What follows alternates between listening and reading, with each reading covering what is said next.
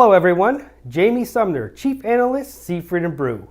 For this week's webcast, I wanted to review over some of the fourth quarter financial data that came out a little bit ago on the community bank benchmark. So let's look at the top number here, ROA.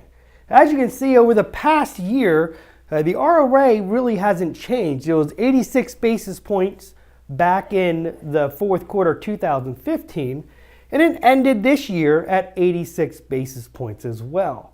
If we were to look at this on a last 12-month basis, you would see very little change over the course of the year. So overall, banks have been maintaining their earnings streams as a percentage of assets. But of course, the interchange inside the makeup of that ROA has changed a little bit.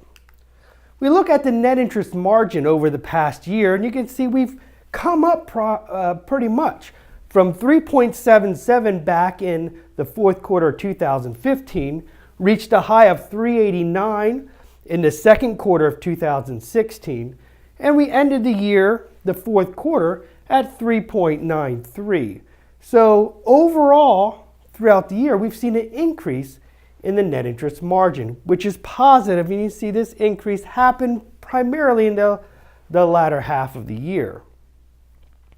Looking at the components of net interest margin, we can see that the overall yield on earning assets ticked up just 5 basis points year over year from a 414 back in 2015 to this year end, the fourth quarter 2016, at a 419. So we had a little bit of upward momentum on the yield on earning assets. We had some volatility throughout the year, and this is where we anticipate when we go through 2017, if rates continue where they are and move a little higher, we should anticipate this ratio at a 419 to start to increase a little bit. Another result of the increase here is banks move more into the loan portfolio away from the investment portfolio. And we'll look at that statistic in just a minute. But on the other side of the net interest margin equation is the cost of funds. So we were surviving at this 47 basis points for some time. And now, beginning the third quarter of 2016, we saw a 1 basis point increase to 48 basis points, and that's where we've stayed. Historically, still very, very low for the overall cost of funds. As we move into 2017, and this is something that we've been talking about, is the need for banks to begin to increase their deposits. And when will that happen? As I said before, I think we're fine for another Fed hike of 25 basis points in here. The question is, once we get to 2 or 3 Fed hikes, is that going to be the time when we're going to see the need to increase the overall rates paid on deposits? So this could be detrimental as we move throughout 2016 if we see the imbalance of cost of funds going up faster than the yield on earning assets. Flipping over now to net overhead. If you recall, net overhead is the difference between non-interest expense and non-interest income. So basically sort of an efficiency ratio. Over the course of the year, you can see we came from a 2.23 back in the fourth quarter of 2015 down to a 2.14 in the fourth quarter of 2016. So we've made some headway here. And you can see how the volatility happened. In the fourth quarter, we saw this pickup here. So this is a positive number going into 2017.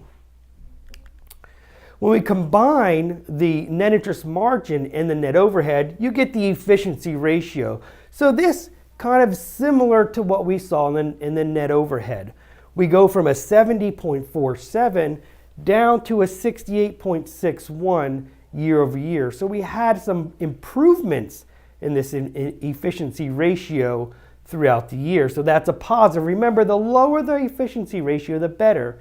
It's basically telling you how much you're paying per dollar of revenue here. So here we're paying 68 cents per dollar of revenue within the efficiency ratio. So we're still pretty efficient. We like to see this number to get down below that 65 mark. It's kind of a historical number. We like to see banks at below that 65 mark.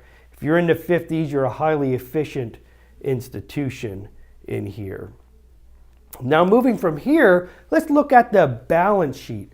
We continue to see loans grow throughout 2016. And you can see here the last 12 months, so this is all of 2016, loans were up a little more than 9.5%. And that's a pretty good growth rate on average for the community benchmark.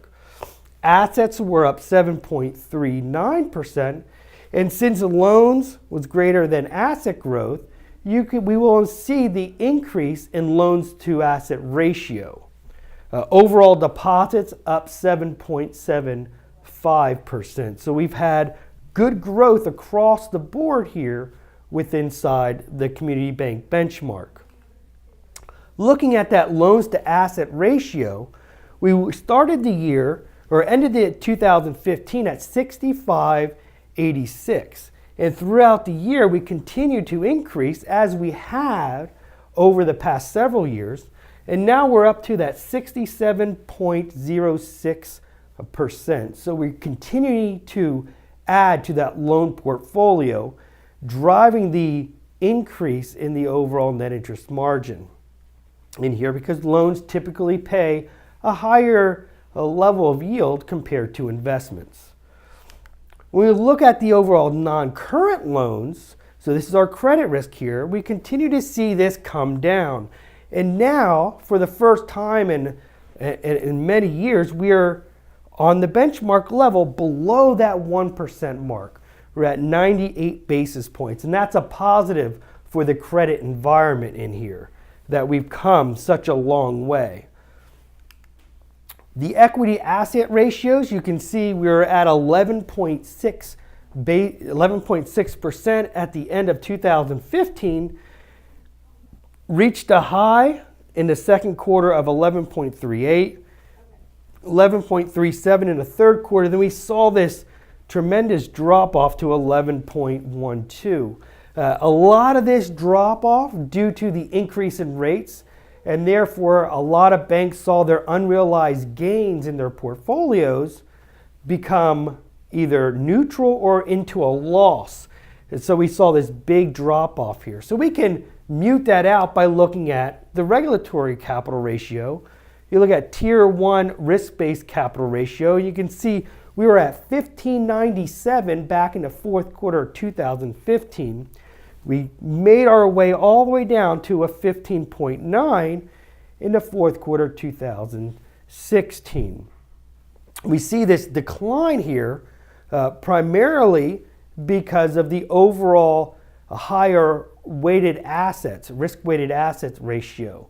Moving from the investment portfolio into the loan portfolio, we have more of a risk on the balance sheet, and therefore the risk-weighted asset ratio is higher and causing this little bit of a trail off inside of the ratios, the capital ratios here. Well, that's what we have for you this week. Please join us next week as we look over some of the economic numbers, and we'll touch on a little bit of the risk inside of the community bank benchmark as well. Have a great week, everyone.